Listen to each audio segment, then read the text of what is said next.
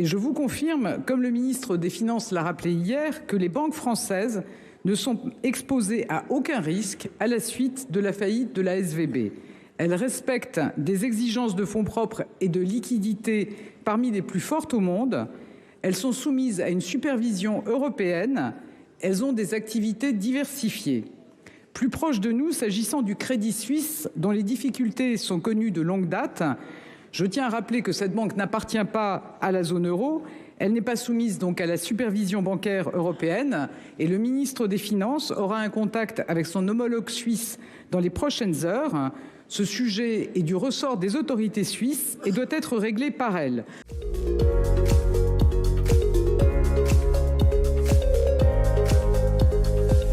Bonjour à tous, j'espère que vous allez bien. Aujourd'hui, au sommaire de ce journal des Net Investisseurs, je vais vous parler des banques et du risque bancaire. Avant de démarrer, pour ceux qui nous rejoindraient, le JDNI, c'est 2 fois par semaine, on parle ensemble d'une actualité et on fait le rapprochement avec vos placements.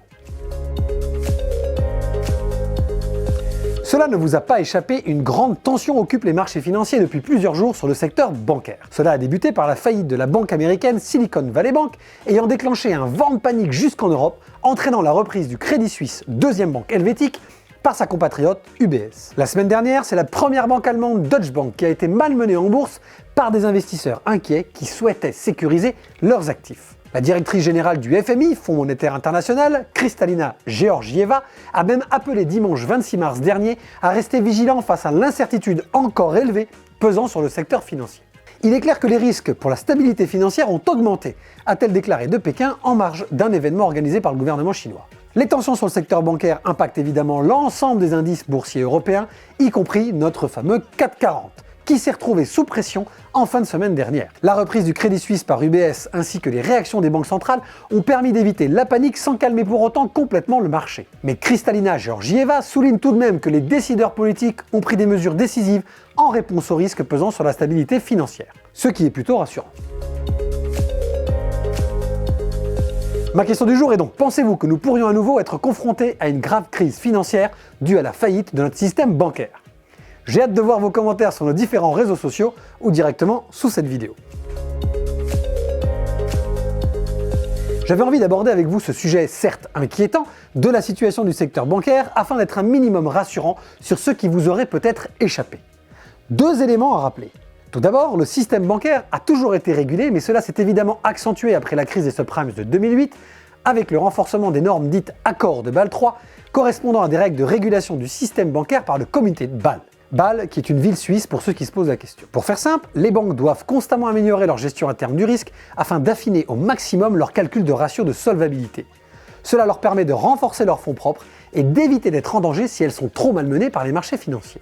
Ensuite, et cela va être plus concret pour vous, rassurez-vous, il existe en France une garantie des dépôts en cas de faillite de votre banque. Cette garantie, créée en 1999, exerce à travers le Fonds de garantie des dépôts et de résolution, FGDR, et vous permet de protéger vos actifs placés dans une banque jusqu'à 100 000 € par déposant et par établissement. Donc si vous avez des comptes joints ou si vous avez plusieurs banques, vous pouvez multiplier ce plafond de 100 000 €. Celui-ci s'applique à tous les types de dépôts en banque, comme les comptes courants, les comptes à terme, les livrets bancaires, les livrets jeunes, l'épargne logement ou les comptes espèces rattachés à un compte titre ou à un PEA. Il est important de noter que le livret A et le LDDS, livret de développement durable et solidaire, étant des livrets conventionnés, ceux-ci n'entrent pas dans le mécanisme de garantie de dépôt puisqu'ils sont déjà garantis à 100% par l'État. Ils viendraient donc se cumuler au plafond des 100 000 €. L'inquiétude sur les marchés bancaires existe donc. Mais comme vous le voyez, que ce soit au niveau de la régulation européenne des établissements bancaires ou de la garantie de vos actifs dans votre banque locale, vous avez de quoi rester serein.